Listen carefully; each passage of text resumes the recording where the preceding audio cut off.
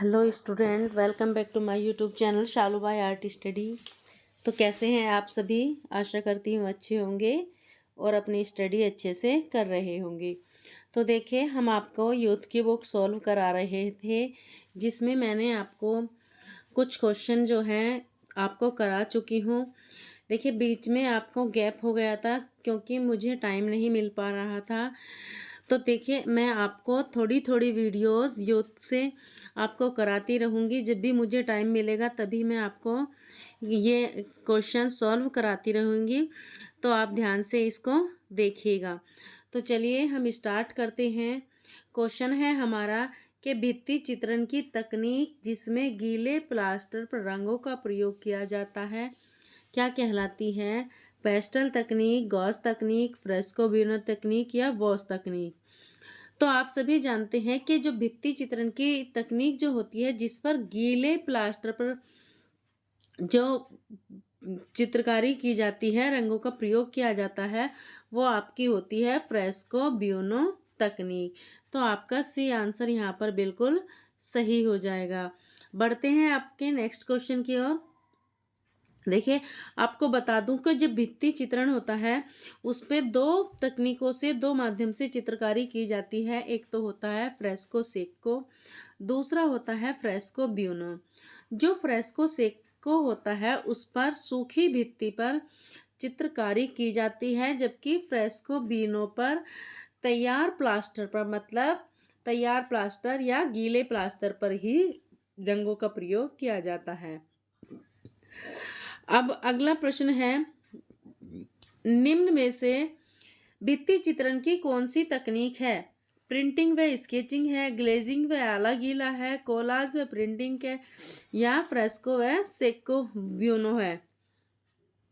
तो यहाँ पर आपका आंसर कौन सा सही हो जाएगा? डी ऑप्शन आपका सही हो जाएगा। जो भित्ति चित्रण की तकनीक होती है फ्रेस्को सेक्को व फ्रेस्को ब्यूनो होती है।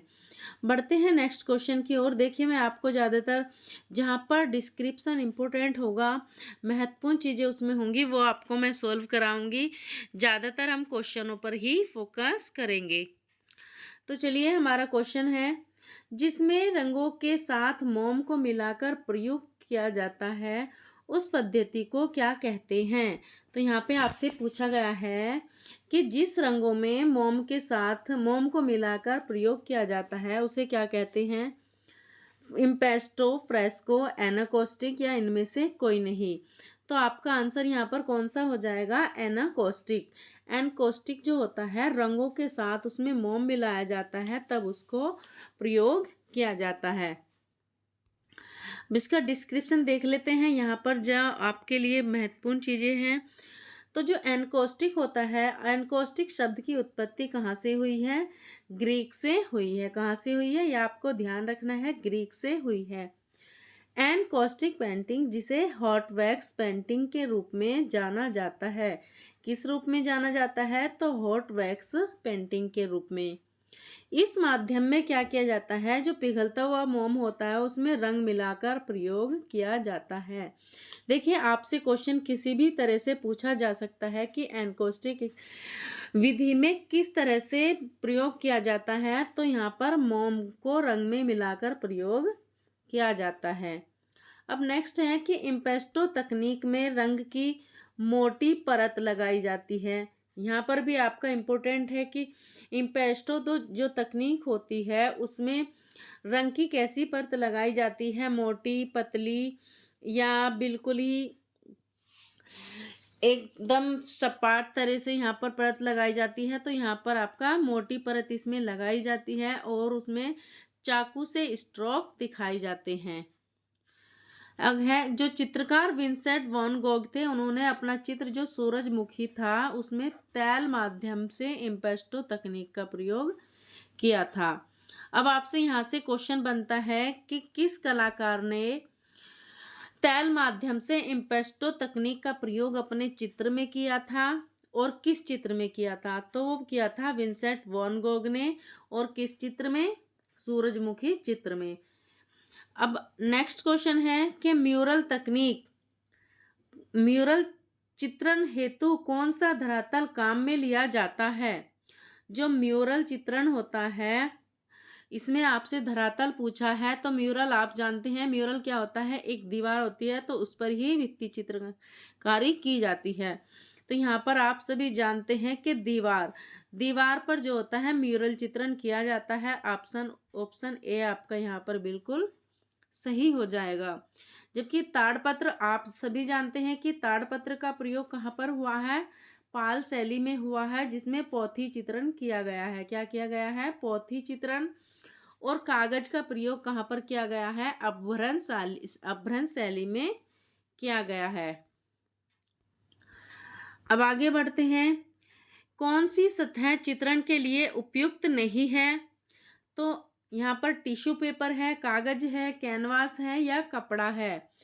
तो जो यहाँ पर जो सतह दी गई है चित्रण के लिए जो उपयुक्त नहीं है वो आपका टिश्यू पेपर हो जाएगा। टिश्यू पेपर आप सभी जानते हैं, टिश्यू पेपर बहुत ही हल्का पेपर होता है। तो जो किस प्रक्रिया को कोई भी, जैसे हम खाना खाते हैं, रोलिंग में काम आता है, हाथ साफ करने के लिए काम आता है, प्लेट में रखा जाता है, तो ये सब जो होता है टिश्यू पेपर होता है। जबकि कैनवास जो होता है, कैनवास हुआ या दीवार हुई, भित्ति चित्रण हुआ, ये सब क्या है, धरातल हैं। अब नेक्स्ट क्वेश्चन है कि जल रंग की पतली पारदर्शक तह कागज पर लगाकर चित्रण करना कहलाता है। टेम्परा पेंटिंग, सुधरंग पेंटिंग, पोस्टर पेंटिंग या वॉश पेंटिंग। तो यहाँ पर आपसे पूछा गया है कि जल रंग की पतली और पारदर्शक तह जो कागज पर लगाकर चित्रण किया जाता है वो क्या कहलाता है, वॉश पेंटिंग कहलाता है। डी ऑप्शन आपका यहाँ पर बिल्कुल सही हो जाएगा। अब अगला क्वेश्चन है कि दीवार के प्लास्टर को सूख जाने के उपरांत चित्रण करने को कहते हैं fresco buono, mural, fresco Seiko या वॉल पेंटिंग। तो अभी आपको मैंने बताया कि जो दीवार सूखे प्लास्टर पर जो चित्रकारी की जाती है वो किसमें की जाती है, फ्रेस्को सेको तकनीक के माध्यम से की जाती है। जबकि फ्रेस्को ब्यूनो में क्या किया जाता है, गीले प्लास्टर पर ही रंग लगाए जाते हैं। तो ये भित्ति चित्रण की दो तकनीक होती हैं, एक फ्रेस्को सेको, दूसरा फ्रेस्को ब्यूनो। तो ये जो दोनों प्रविधियां हैं ये यूरोप की प्रविधियां हैं। देखिए इसका प्रयोग जो है जयपुरी आराइश पद्धति में भी किया गया है, तो ये भी आपको ध्यान रखना है। अब अगला क्वेश्चन है, जब चित्रित आकृति केवल लंबाई व चौड़ाई का दर्शन व मोटाई का अभाव होता है, जब चित्रित आकृति में केवल लंबाई और चौड़ाई का दर्शन और मोटाई का अभाव होता है तब वह कहलाती है। तो यहाँ पर देखिए आपको सीधा सा क्वेश्चन है लेकिन यहाँ पर आपको घुमाया गया है, पूछा गया है जिसमें सिर्फ लंबाई दिखाई गई हो और चौड़ाई दिखाई गई हो और मोटाई का वहां पर अभाव हो, तो वह कहलाती है क्या है, द्विमीय आकृति। क्योंकि यहाँ पर मोटाई का अभाव बताया गया है और लंबाई और चौड़ाई का ही उसमें दर्शन होता है, कौन सी होती है, तो द्विमीय आकृति होती है। ऑप्शन बी आपका यहाँ पर सही हो जाएगा। जबकि जहाँ पर जिस भी आकृति में मोटाई भी दिखाई दे, लंबाई भी दिखाई दे और चौड़ाई भी दिखाई दे, तो वो क्या हो जाएगी, त्रिमितीय आकृति आपकी हो जाएगी। आपको ये ध्यान रखना है। देखिए आपको कमेंट्स बॉक्स में आंसर देना है कि त्रिविमीय जो त्रिमितीय आकृति होती है वो किस में होती है, आपको ये कमेंट्स बॉक्स के माध्यम से आपको बताना है। अब है क्वेश्चन है कि इनमें से कौन सा चित्रण करने का माध्यम नहीं है, पेस्टल है, तेल रंग है, कागज है या जल रंग है। तो यहाँ पर आपका जो पेस्टल, तेल रंग और जल रंग है, ये तीनों क्या है, चित्रण करने के माध्यम है। जबकि आपका जो ये कागज दिया हुआ है ये एक धरातल के रूप में कार्य करता है, तो यहीं पर आपका एक बी ऑप्शन यहाँ पर आपका ये सही हो जाएगा। कागज क्या है, एक धरातल के रूप में कार्य करता है, जबकि ये तीनों जो हैं पेस्टल, तेल रंग और जल रंग आपके माध्यम हैं। अब नेक्स्ट क्वेश्चन है, देखिए यहाँ पर आपको जो इम्पोर्टेंट चीज़ें वो मैं बता देती हूँ आपको कि कागज़ की खोज हुई थी 105 ईस्वी में चीन में। कहाँ पर हुई थी? चीन में हुई थी। चीन में हुई थी। और किसने की थी? त्सई लून नामक व्यक्ति ने की थी। कागज़ की खोज 105 ईस्वी में चीन में त्सई लून नामक व्यक्ति ने की थी। आधुनिक तकनीक पर आधारित कागज का सबसे पहला कारखाना कहाँ खुला था? तो हुगली नदी के तट पर 1870 ईस्वी में कलकत्ता के निकट। कहाँ पर खुला था? 1870 में कलकत्ता के निकट। इसके बाद टीटागढ़ में कारखाना खोला गया था। ये भी आपको याद रखना है। अब अगला क्वेश्चन है कि सेट स्क्वायर होते हैं, चौकोर होते हैं, राम्बॉयड होते हैं, तिकोने होते हैं या गोल होते हैं। तो यहाँ पर आप जानते हैं कि जो सेट स्क्वायर होते हैं वो कैसे होते हैं? तिकोने होते हैं। तिकोने होते हैं। बी ऑप्शन आपका बिल्कुल यहाँ पर सही हो जाएगा। अब अगला क्वेश्चन है कि पीवीए घोल को हल्का संवेदनशील बनाने के लिए किस रसायन का उपयोग किया जाता है? पीवीए घोल को हल्का संवेदनशील बनाने के लिए किस रसायन का उपयोग किया जाता है? अमोनिया का, अमोनियम बाइक्रोमेट का, अमोनियम क्लोराइड का या अमोनियम सिल्वर का। तो यहाँ पर जो आपका ऑप्शन हो जाएगा वो कौन सा हो जाएगा? अमोनिया का उपयोग किया जाता है, अमोनिया।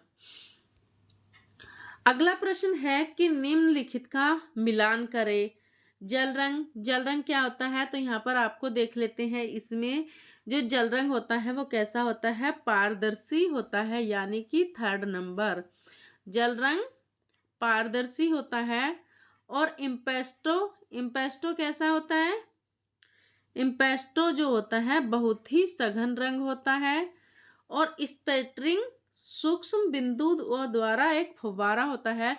स्पेटरिंग मतलब कि किसी भी जो टूथब्रश होते हैं उससे भी छिड़काव करके जो चित्रकारी पेंट किया जाता है उससे क्या बोलते हैं? स्पेटरिंग। और ग्वास क्या होता है? एक गाढ़े रंग का चिपचिपा पदार्थ सा होता है। प्रत्येक रंग के साथ सफेद रंग को मिलाना जो होता है वो ग्वास कहलाता है। तो यहाँ पर आपका कौन सा हो जाएगा? 3 और 3 4 3 4 2 1 3 4 2 1 2 3 4 1 2 आपका आंसर यहाँ पर हो जाएगा। 3 4 1 2 आपका सी ऑप्शन यहाँ पर बिल्कुल सही हो जाएगा। सी ऑप्शन आपका ये सही हो जाएगा। अब नेक्स्ट क्वेश्चन है, निम्नलिखित को सुमेलित करिए। तो यहाँ पर जो लकड़ी है, लकड़ी में किस में होती है? लकड़ी, पत्थर, धातु या मिट्टी। तो यहाँ पर